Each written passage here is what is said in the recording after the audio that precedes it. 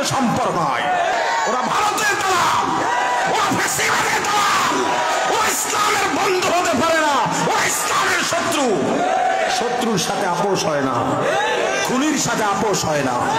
2013 সালে যেভাবে ঘুমন্ত রাসূল প্রেমীদের উপরে ফ্যাসিবাদীরা গুলি চালিয়ে হামলা চালিয়ে রক্তাক্ত করেছিল, একই কায়দায় গত রাতে টঙ্গী ইজতেমায় নিরীহ মুসল্লিদের উপরে সাদিয়ানি ভ্রান্ত জামাত হামলা চালিয়ে রক্তাক্ত করেছে, আমার ভাইদের শহীদ করেছে। আমি জানতে চাই আপনাদের কাছে, ফ্যাসিবাদের ভেতরে আর ওদের মাঝে পার্থক্য রইল কোথায়? আমি কোন দল বুঝি না, আপনি কোন দল করেন। আপনি যদি রাজনৈতিক কোন দলের নেতা হন, আপনি যদি কোন পীরের মুরিদ হয়ে থাকেন, আপনি যদি অমুসলিম হয়ে থাকেন, আপনি খুনকে কখনো সমর্থন করতে পারেন?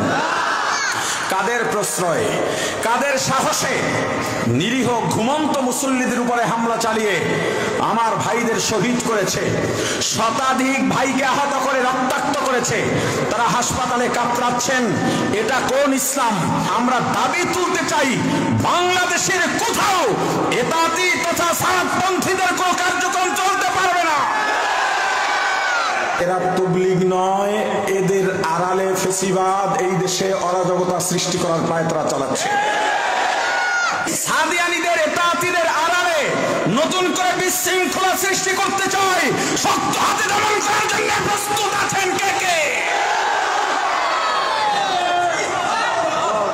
এই বাংলাদেশে আর কোনো বিশৃঙ্খলা ঘটাতে দেওয়া যাবে না। 15 বছরের ইতিহাস থেকে সবাইকে শিক্ষা নিতে বলছি, সবাইকে। জেনজির সাথে তুলনা দিয়ে লাভ নাই, এরা মরতে মরতে সাফা হবে, পতাকা হাত থেকে ছাড়বে না।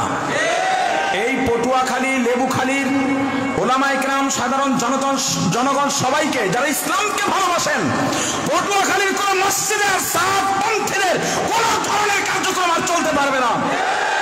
ওরা মসজিদে ঢুকবে মুসল্লি হিসাবে কোনো বাধা নাই, ওরা তসবিহ পড়বে মুসল্লি হিসাবে কোনো বাধা নাই, ওরা দরুদ পড়বে কোনো বাধা নাই, কিন্তু ওদের কোনো কার্যক্রম এই পটুয়াখালীতে আর চলতে পারবে না ইনশাআল্লাহ।